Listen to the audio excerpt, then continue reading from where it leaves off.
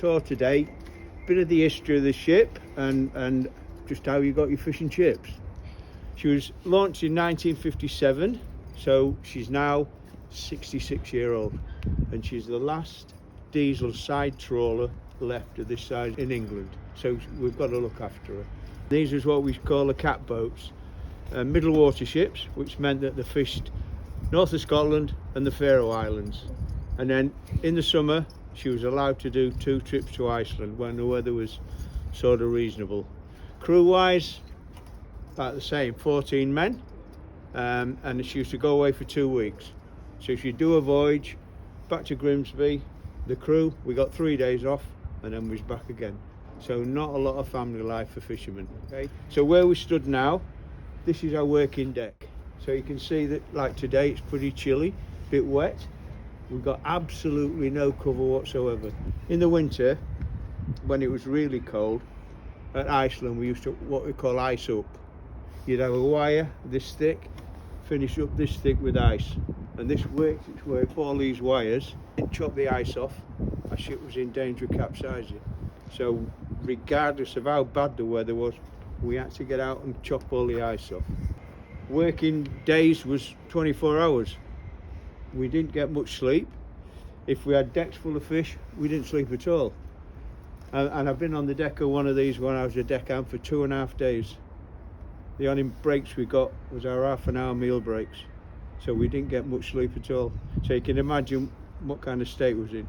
Our decks, when we got our trawl in, you can just see this part of our net, the green part there. That was the end of the trawl. And this is where all the fish finish up. But when the bag of fish came in, the third hand or the mate would undo the knot, the fish spills out onto the deck, and on the starboard side rather, where the red posts are, this was all boarded in sections. So our fish was all contained in that area. Start the cod end up again, the net goes back onto the seabed, and this is when our crew, we start gutting the fish. So we gut the fish, we throw into that's a washer. It was fed with jets of seawater.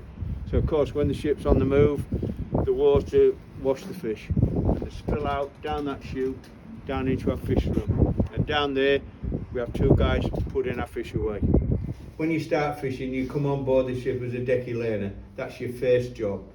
And a decky laner, his first job would be filling these needles so the men could do the mending of the nets. You'd have a basket just like that. And when they're mending, they empty the needle, pass it decky laner, he fills it back up again. It was all made down the docks and was put on board the ship. We could put them together because it was all in sections. But if we damaged it on a wreck or had rocks on the seabed, then we had to mend it. And everybody on the ship, apart from our engineers and our cook, knew how to mend. So we all had to learn how to do that. This, very important knot.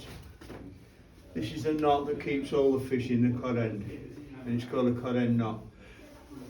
Third hand or the mate, that was their job to tie this knot, because they had to take the responsibility that it wouldn't come undone. If it comes undone, no fish, skipper not too happy. We could tie this in about 25 seconds. Really? Oh, wow. As quick as that. Yeah, because we're doing this 8 or 9 times a day, we kind of get quite used to it. Follow me through this way. This is a scale model of the Ross Tiger. And if you follow it down, these are our trawl wires, which go to our trawl doors, and then down to the net. Initially, we towed this for about 3 hours. We take it on board, take the fish out, net back on the seabed. And we'd probably do, like I say, 8 or 9 times a day. Depending on the amount of fish we caught, like I say, initially 3 hours, but if we got lots of fish, probably cut the tow down so we didn't pile our decks up with fish. And where we stood now, this is our fish room. This is where we store all the catch. And when the Ross Tiger sailed, she'd probably sail with about 80 tonne of crushed ice on board, which is spread about the fish room. When the fish start coming down, they come down this hatch. That's where we was on the deck, where the chute was. We have 2 men down the fish room. We've got the mate and one of his deckhands who put in the catch away. We start off, we have a layer of boards, we have a layer of ice, fish. Boards, ice, fish, till we fill it right to the top. It's boarded off in sections like that as well, so that if we're in a storm at sea, nothing breaks loose down the fish room as we're moving about. This is the engine room. On board the Tiger, she'd have 2 engineers. We have a chief and a second engineer, and their job was to look after the engines. It didn't have to go on the deck, just had to make sure that all these engines work. The 2 engines you can see, we've got this one and the main engine. This one is purely for working our machinery on the deck, the winch engine. Electric winch, so it's quite a big engine. This one, the main engine, is diesel, built in Lincoln, Rustons, and this is what drives the ship along.